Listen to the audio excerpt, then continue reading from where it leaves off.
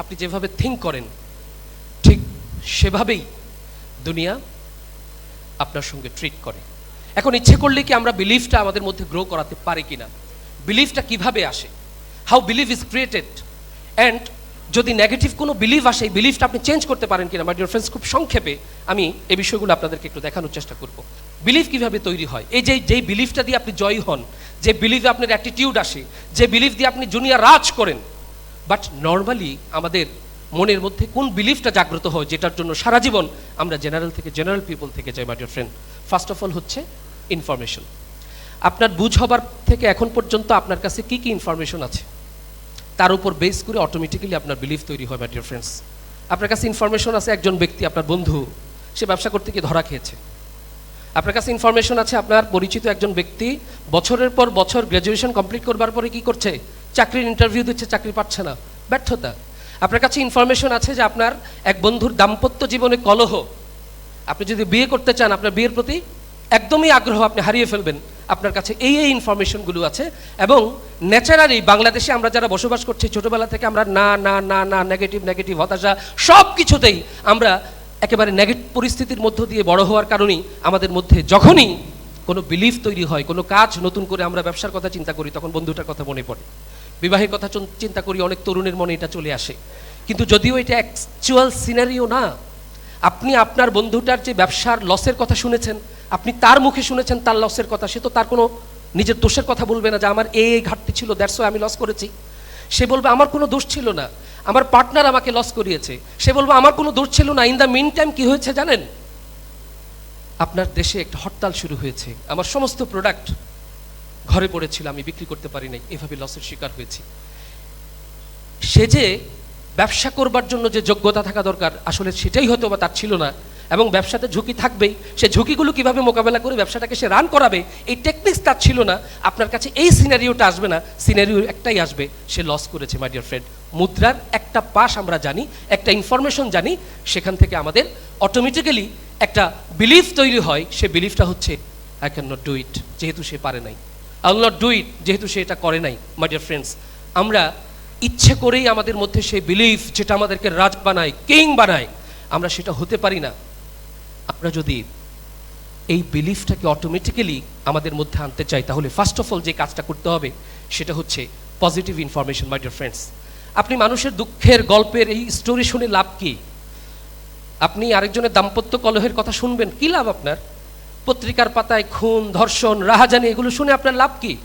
এগুলো শুনে শুনে আপনার মধ্যে এত নেগেটিভ ইনফরমেশন আপনি ভরে ফেলেছেন, আমার মধ্যে এত নেগেটিভ ইনফরমেশন ভরে ফেলেছি। মাই ডিয়ার ফ্রেন্ড, যখনই কোনো কিছু চিন্তা আসে সবার আগে আসে নেগেটিভ বিলিফটা, চ্যালেঞ্জগুলো সামনে আসে। এবং এই কারণে আমরা সারা জীবনই অর্ডিনারি থেকে যাই। আর এই অর্ডিনারি থাকার ফলে আমরা কোনোদিন আমাদের নিজের অর্থনৈতিক যে অবস্থা সেটা আমরা চেঞ্জ করতে পারি না।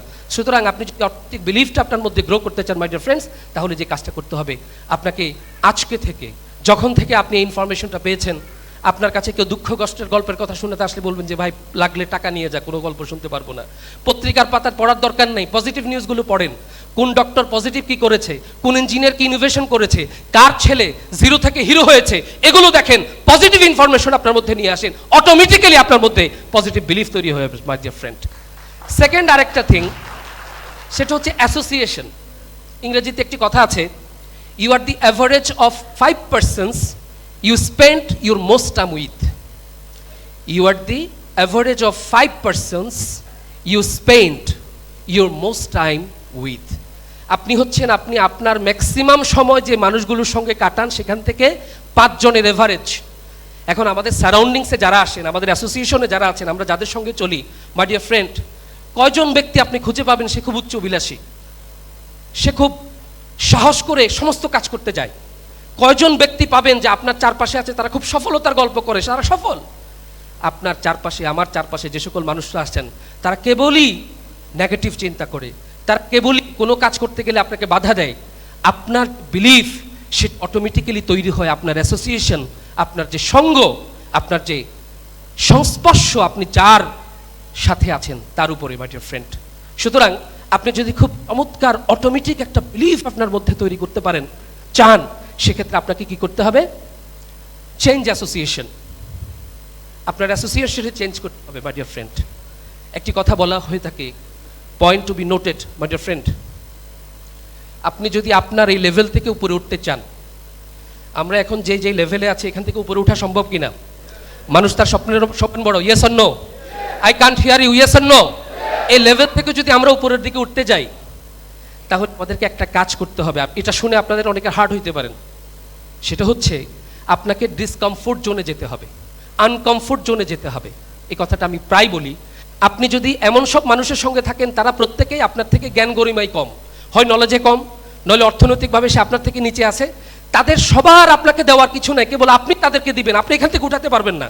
আপনি আনকমফোর্ট জোনে যাবেন, এমন মানুষজনের সঙ্গে আপনি চলবেন যারা আপনার থেকে অনেক বেশি, 5 টাইমস, 10 টাইমস, 100 টাইমস টাকার বেশি মালিক, 100 টাইমস টাকার মালিক, অনেক বেশি টাকার মালিক, তারা আপনার থেকে অনেক বেশি নলেজেবল।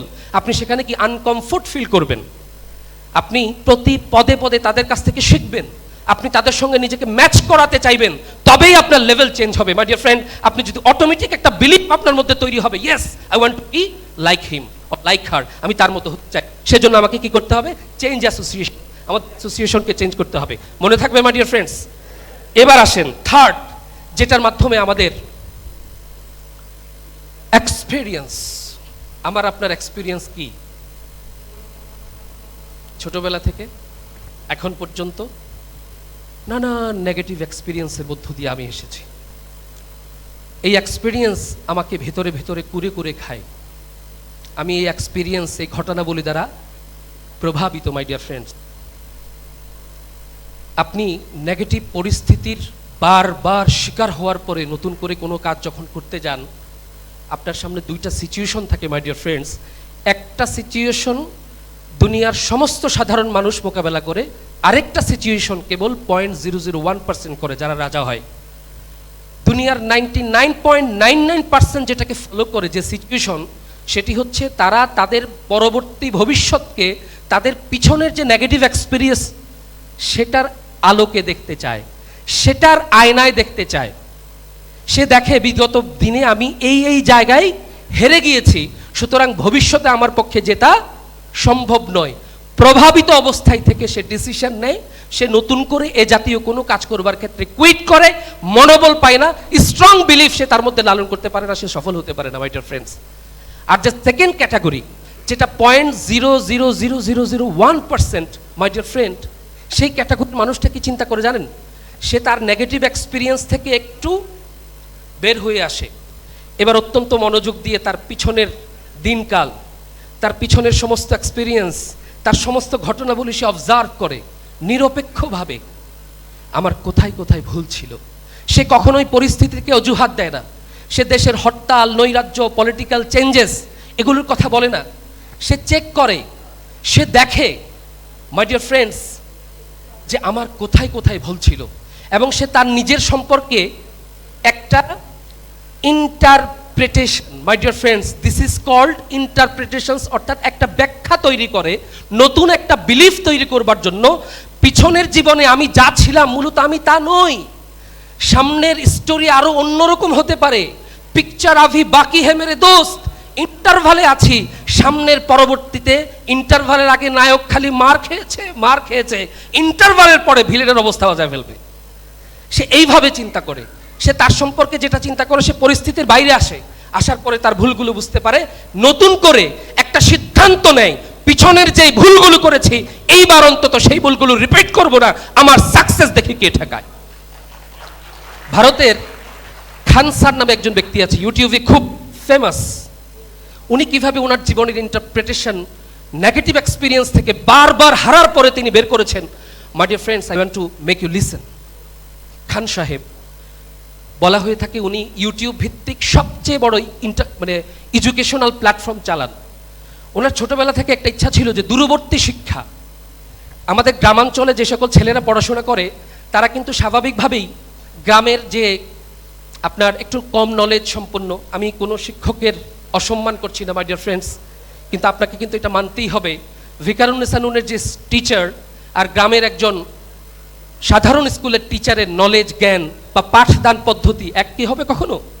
তো উনি একটা সময় চিন্তা করতেন যে আমি দূরবর্তী শিক্ষা কিভাবে তৈরি করব, এস্টাবলিশ করব, যে আমার সারা ভারতের সমস্ত গ্রামের প্রত্যন্ত পাড়াগাঁয়ে যে সকল যুবকরা কি করেন, অবস্থান করেন, তারা কিভাবে ঘরে বসে ইন্ডিয়ার নামি দামি স্কুলের শিক্ষকদের পাঠদান গ্রহণ করতে পারে।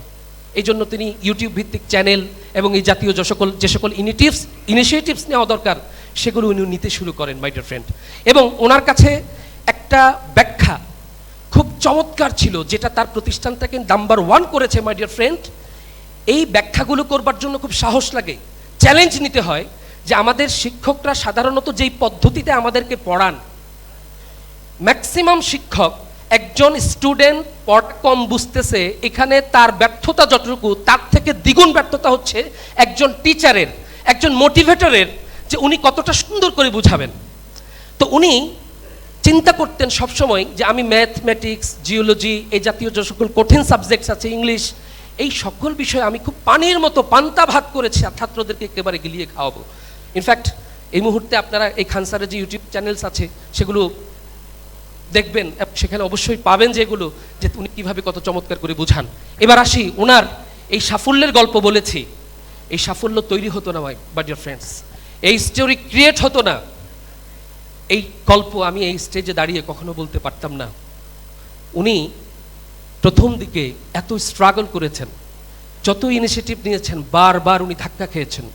নেগেটিভ পরিস্থিতি এক পর্যায়ে এমন হয়েছে 2-3 বছর পর যে উনি সিদ্ধান্ত নিয়েছেন দিল্লি বা মুম্বাই ছেড়ে ছুড়ে উনি ওনার গ্রামের বাড়িতে চলে যাবেন, ওনার পক্ষে আর সম্ভব না।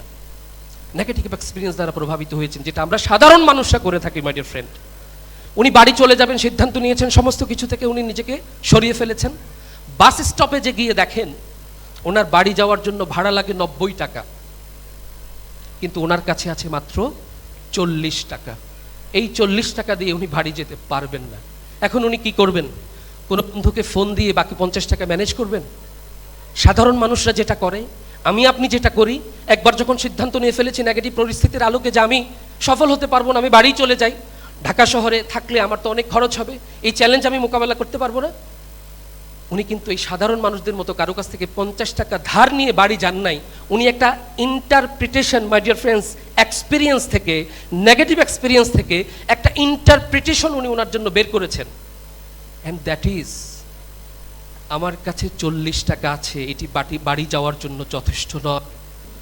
অর্থাৎ এর মানে হচ্ছে ভগবান চান না, ঈশ্বর চান না, আল্লাহ চান না আমি গ্রামে ফিরে যাই, আমি আবার স্ট্রাগল করি। এটার শেষ কি আছে এটা আমরা দেখে নিই। আপনি যারা খুব শক্তিশালী মানুষ, তারা নেগেটিভ পরিস্থিতি থেকে এই জাতীয় ইন্টারপ্রিটেশন তাদের নিজের জন্য বের করে। পৃথিবীর যত সফল মানুষ আসে দেখবেন তাদের ইউটার্ন 100% এরকম ধ্বংসযজ্ঞ থেকে, 100% ধ্বংসযজ্ঞ থেকে, যেখান থেকে মনে হয় যে তার পক্ষে আর কোনো কিছু সম্ভব না, সেখান থেকে সে নতুন একটা ইন্টারপ্রিটেশন বের করে মাই ডিয়ার ফ্রেন্ডস, তার সফলতার জয় যাত্রা শুরু হয়।